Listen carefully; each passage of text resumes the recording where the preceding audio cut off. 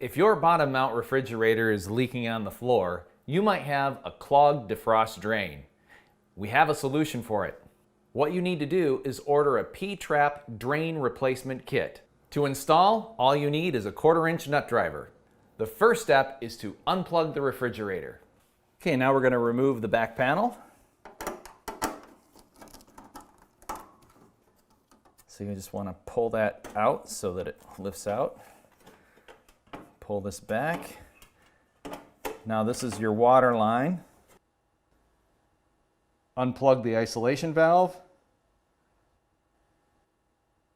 Now depending on your model, you may run into a few snags. And this snag right here was the fan.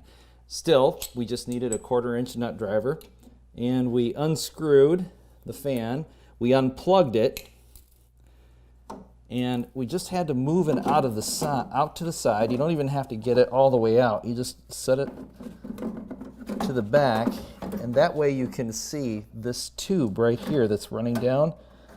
You have to dislodge it. There's a little clip that holds it. Just take a flathead screwdriver, get in there, and you pop the little retainer clip. Now be very careful. Depending on how hard it's clipped in there, you don't want to break anything. But this is what's going to be replaced. Now I'm going to point to the duct bill, and it's right here. This is what you're going to be replacing. So we just need to take it off. Now it's probably going to be stuck together and gooey. I mean, this is really sticky, and the rubber is pretty much degraded. And what happens is that it sticks together and won't allow the water to pass through and go into your evaporating pan. Okay, this white piece of tubing is going to go where the duct bill was, and you're going to wedge it right onto it so that it's nice and flush. Okay, next your P-trap goes up. Now that white piece that we put in there, that is going to go right up into here. Now here's what's important. You want to make sure that this is flush with the top of the refrigerator.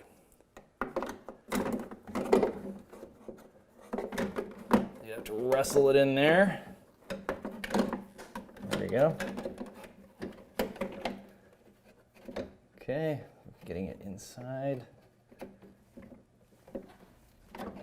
Wedge it up in there nice and tight. See how that's flush with the refrigerator? And there you go. Then you just attach it back to the drain pan on the bottom here, where it was before, and it should snap into place just like that. If your evaporator fan on your refrigerator is not in the way, please don't remove it. Just insert the P-trap and lock it in place. Okay, now it's time to button everything back up. We've got our fan. I'm going to reattach it.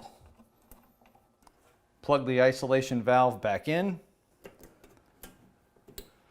We're going to make sure that our cord is nestled back on the slot on the back here.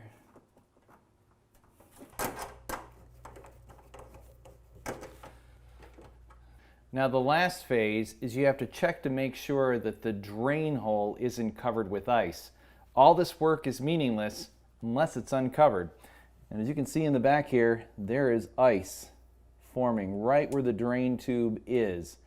So it's recommended that you take all of your food out of the refrigerator and let it sit for 24 hours. While your refrigerator is in defrost mode, you are going to place a towel on the bottom of the floor in front of the freezer. Another place you're going to put a towel is inside the freezer in the basin, because this is where all of your ice is going to be melting, and this towel is going to capture most of it. So that'll protect your floor. Once your refrigerator is completely defrosted, you plug it back in and let it get back to temperature. Then you load your food inside and you're done. Please subscribe to our channel. We upload videos every week to help you with your appliances. And please remember to always use your use and care guide.